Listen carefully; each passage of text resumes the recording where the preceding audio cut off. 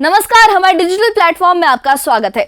जम्मू कश्मीर की सियासत एक बार फिर गरमाने जा रही है। नगरोटा और बडगाम विधानसभा सीटों पर 11 नवंबर को होने वाले उपचुनाव से हर नजर जुड़ी है। पिछले कई सालों से ये दोनों सीटें खाली पड़ी थी और अब हर पार्टी अपनी रणनीति को तेज कर रही है।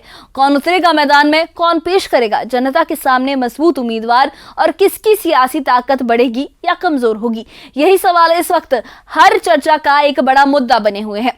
नेशनल कॉन्फ्रेंस, पीडीपी, बीजेपी और कांग्रेस सभी अपनी तैयारी में जुटी हैं। उम्मीदवारों के चयन से लेकर गठबंधन और रणनीति तक हर कदम पर सियासी गहमागहमी और बयानबाजी बढ़ती जा रही है।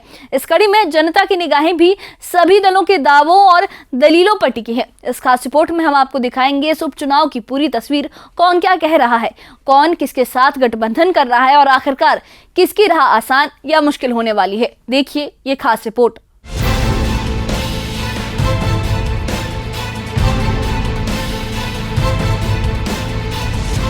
जम्मू कश्मीर में बडगाम और नगरोटा की दोनों विधानसभा सीटें लंबे वक्त से खाली थी।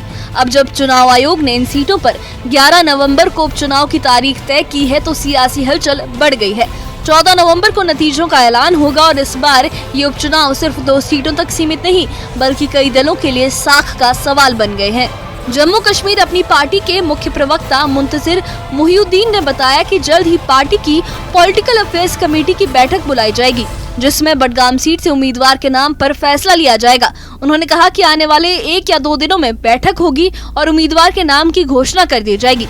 मुंतजिर मुहिउद्दीन ने ये भी बताया कि बडगाम सीट पार्टी के लिए बेहद अहम है और संगठन ने उम्मीदवार चयन की प्रक्रिया को तेज कर दिया है ताकि जनता के सामने एक मजबूत विकल्प रखा जा सके।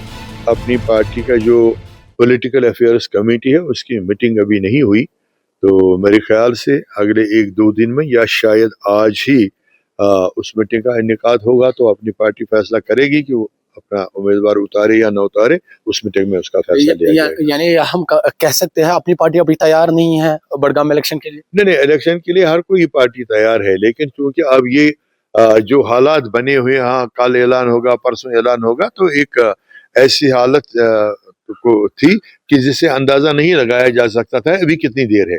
उस वजह से अभी तो बड़ी बड़ी पार्टियों ने फैसला नहीं किया। नेशनल कॉन्फ्रेंस, पीडीपी, दूसरी जो जमातें हैं, पीएसी वगैरह, उनका भी फैसला आना है, तो अपनी पार्टी आज फैसला करेगी क्या करेंगे वो। वहीं नेशनल कॉन्फ्रेंस ने बीजेपी पर निशाना साधते हुए चुनाव की निष्पक्षता को लेकर चिंता जताई है। पार्टी के अतिरिक्त महासचिव और पूर्व मंत्री अजय सधोत्रा ने कहा कि बीजेपी को चुनाव में हेराफेरी करने की पुरानी आदत है और इसका सबूत पिछले चुनावों में देखा जा सकता है। उन्होंने चुनाव आयोग से अपील की है कि इन उपचुनावों को पूरी पारदर्शिता और निष्पक्षता के साथ कराया जाए ताकि जनता का भरोसा कायम रहे। सधोत्रा ने यह दावा किया कि नेशनल कॉन्फ्रेंस इन दोनों विधानसभा सीटों के साथ साथ 4 राज्यसभा सीटों पर भी जीत दर्ज करेगी और ये कहा है कि उम्मीदवारों को लेकर अंतिम फैसला पार्टी हाईकमान लेगा। नेशनल कॉन्फ्रेंस रियासत की सबसे बड़ी पॉलिटिकल पार्टी है, प्रीमियर पॉलिटिकल पार्टी है और हर पार्टी का मकसद होता है कि एक्टिविटी चलती रहे और बॉइलिंग पॉइंट होता है कि इलेक्शन में उतरना। ये कुदरती बात है कि जब भी इलेक्शन होगी, अब तो अनाउंस हो गई है 11 नवंबर को वहाँ वोट पड़ने अपने बडगाम में और नगरोटा में, तो यकीनन नेशनल कॉन्फ्रेंस दोनों पर लड़ेगी। इलेक्शन कमीशन को कोशिश करनी चाहिए कि बडगाम और नगरोटा में फ्री एंड फेयर इलेक्शन हो। तो आपको क्या लगता है, रिगिंग का आप फियर कर रहे हैं? आपको डर लग रहा है रिगिंग? डर नहीं लग रहा है, मगर बीजेपी की कोशिश रहेगी। ये डर की बात नहीं मैं कर रहा, मैं कोशिश रहेगी। हमारे वर्कर उसका मुकाबला करेंगे, मगर फिर वही बात आ जाएगी कि एलजी साहब कहेंगे पुलिस तो मेरे पास है। जी, बहुत बड़ा बात आप कर रहे हैं। आपको आप ये तो नहीं कर रहे हैं कि वोट चोरी का हो सकता है, रिगिंग हो सकती है, आप उसकी तरफ इशारा करें? मैंने आपको यही कहा कि इलेक्शन कमीशन ऑफ इंडिया को अपना सिक्का जमाना चाहिए फ्री एंड फेयर इलेक्शन करके, और यहाँ कोई अगर ऐसी बात होगी तो इलेक्शन कमीशन पर दबा लगेगा। मैं नहीं चाहता कि इलेक्शन कमीशन इतनी बड़ी अथॉरिटी है डेमोक्रेसी की, उस पर दबा लगे, हम नहीं चाहते। और मुझे उम्मीद है कि इलेक्शन कमीशन जो है ये सब बातों को सोचेंगे और फ्री एंड फेयर। इस पूरे राजनीतिक माहौल में पीडीपी ने भी बीजेपी पर चुनाव में धांधली के आरोप लगाए हैं। पार्टी के वरिष्ठ नेता वीरेंद्र सिंह सोनू ने कहा कि कांग्रेस नेता राहुल गांधी पहले ही बीजेपी के चुनावी खेल को सामने ला चुके हैं और अब जनता भी सब जान चुकी है। उन्होंने दावा किया कि पीडीपी बडगाम सीट पर जीत हासिल करेगी और नगरोटा में भी अच्छा प्रदर्शन करेगी। सोनू ने आगे कहा कि पार्टी नेतृत्व जल्द बैठक कर राज्यसभा चुनाव में समर्थन को लेकर फैसला भी करेगा। जम्मू कश्मीर में नगरोटा और बडगाम सीटों पर उपचुनाव की घोषणा को लेकर पीडीपी नेता गुलाम नबी हंजूरा ने कहा कि चुनाव आयोग ने काफी देरी से फैसला लिया है, जबकि नियमों के मुताबिक ये चुनाव 6 महीने के अंदर होने चाहिए थे। उन्होंने कहा कि अब जनता को अपना प्रतिनिधि चुनने का मौका मिलेगा और पीडीपी इन चुनावों के लिए पूरी तरह से तैयार है। मैं सबसे पहले नगरोटा कॉन्स्टिट्यूंसी पर आता हूँ और बडगाम पे जो असेंबली की सीट्स है।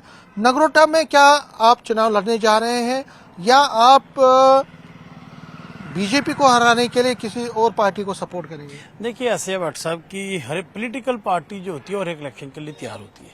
पीडीपी भी एक पॉलिटिकल पार्टी है और हम हर एक इलेक्शन के लिए तैयार रहते हैं।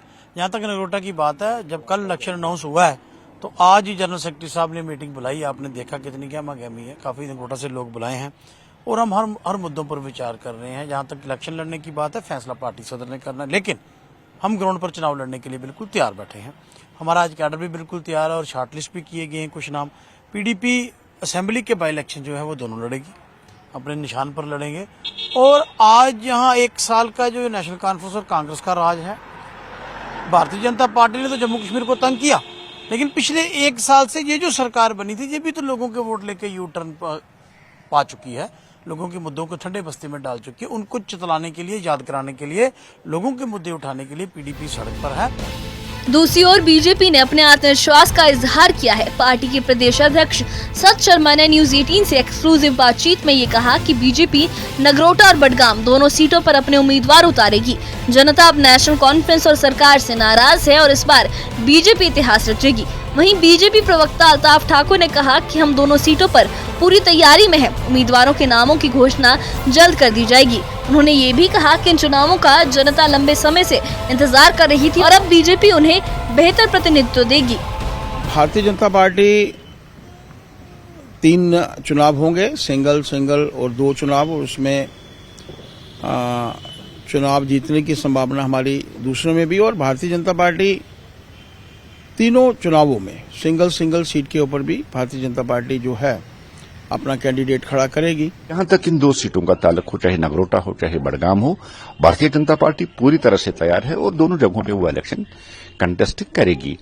और जहां तक नगरोटा तो हमारी पारंपरिक सीट है ही, देवेंद्र सिंह रैना का वहां बहुत अच्छा होल्ड था ही। और भारतीय जनता पार्टी ने इस बार जम्मू में पहले से ज्यादा अच्छी परफॉर्मेंस दी, 29 सीटें ली। और हम उम्मीद रखेंगे कि नगरोटा सीट जो है उसमें भारतीय जनता पार्टी बड़ी आसानी के साथ जीत हासिल करेगी और बडगाम वाली सीट पे भी भारतीय जनता पार्टी पूरी ताकत के साथ इलेक्शन लड़ेगी और कोशिश करेगी कि इस बार बडगाम से भी कुछ अच्छे नतीजे सामने आए। इधर कांग्रेस भी अपनी रणनीति तय करने में जुट गई है। पार्टी के मुख्य प्रवक्ता रविंद्र शर्मा ने कहा कि एनसी और कांग्रेस की शीर्ष नेतृत्व की बैठक में सीट शेयरिंग पर जल्द फैसला लिया जाएगा।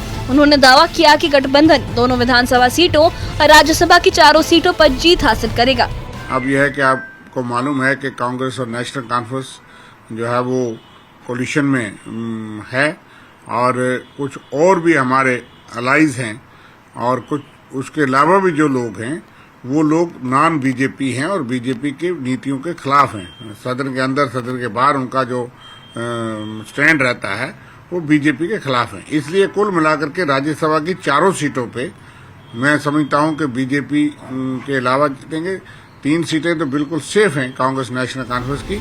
अब सभी की निगाहें 11 नवंबर पर टिकी हैं, जब जनता ये तय कर जम्मू कश्मीर की इस नई सियासी बिसात पर किसे मौका मिलेगा और किसकी राह मुश्किल होगी।